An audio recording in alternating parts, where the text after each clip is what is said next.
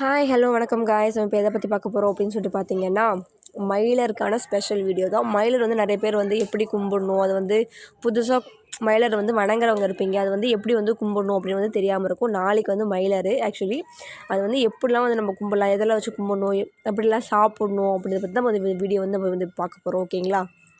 First of all காலைல எந்திரிச்சதும் உங்களோட முகத்தை வந்து கழுவிட்டு மஞ்சள் பூசி குங்குமம் வச்சு, மாங்கல்யத்துக்கும் மஞ்சள் குங்குமம் வச்சுட்டு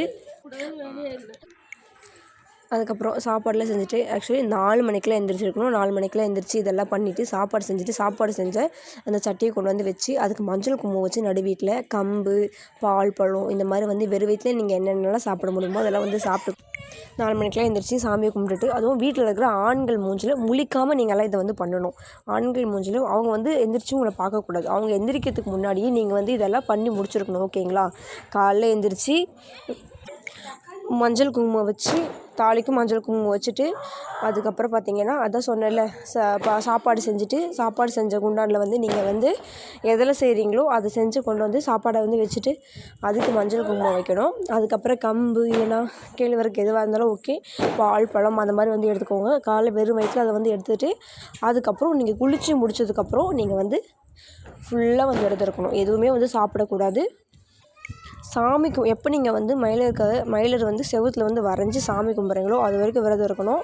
மயிலை வந்து செவுத்தில் வந்து வரையணும். மயிலை செவுத்தில் வரைஞ்சிட்டு அதுக்கு இப்போ இந்த கோழைகளை சொல்லுவோம் தெரியுமா, அம்மிக்கல் இப்படி உருட்டி இது பண்ணுவோம் பார்த்தீங்களா, அந்த அம்மிக்கல்லை வச்சு அந்த அம்மிக்கல்லுக்கு மஞ்சள் குங்குமம்லாம் வச்சு இது மாவுலேயே வந்து பூசுவாங்க. அரிசி மாவில் அதுக்கு சுற்றி வந்து பூசி மூழ்கி மஞ்சள் குங்குமம் வைப்பாங்க. அது மாதிரி மஞ்சள் குங்குமம் வச்சு அதை வந்து அதுக்கும் வந்து கும்பிடணும். அதுக்கப்புறம் வந்து சாப்பாடில் வந்து நீங்கள் சாப்பாடு வந்து குழம்பெல்லாம் நீங்கள் எப்படி செய்யணும்னா எல்லா காய்கறிகளும் போட்டு குழம்பு வைப்பாங்க. எப்படின்னா சுண்டைக்காய், சுக்காங்காய், அதுக்கப்புறம் பார்த்திங்கன்னா முள் கத்திரிக்காய், இந்த மாதிரி எல்லா காய்கறிகளும் போட்டு வந்து இந்த மாதிரி ஒரு 7 வகையான காய்கறிகள்லாம் நீங்கள் வந்து போட்டு அப்புறம் பூசணிக்காவும் போடணும். இதெல்லாம் வந்து முக்கியமான காய்கறி நான் சொன்னது.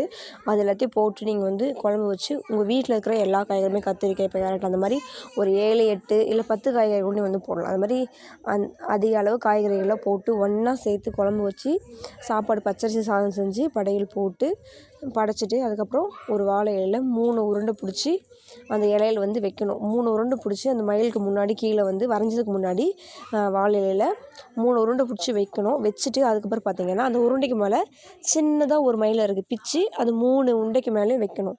வச்சுட்டு இந்த மாதிரி வந்து சாமியை வந்து வழிபடணும். இந்த மாதிரி தான் வந்து கும்பிடுவாங்க. அப்புறம் அந்த மாதிரி எல்லாம் அந்த காய்கறிகளும் அங்கே வந்து வைப்பாங்க. ஆக்சுவலி அந்த மாதிரி வச்சு வழிபடுறவங்களும் இருக்காங்க. அந்த மாதிரியும் வந்து அறுத்துட்டு வந்து வைக்கலாம்.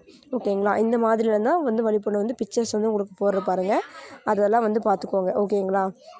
இந்த மாதிரி வந்து மயிலை வழிபட்டிங்கன்னா உங்களுடைய கணவனுடைய ஆயுள் வந்து நிவர்த்தி அடையும். உங்களுடைய கணவனுடைய ஆயுளுக்கு ரொம்ப ரொம்ப நல்லதும் கூட, மாங்கல்யம் நிலச்சி இருக்கும்.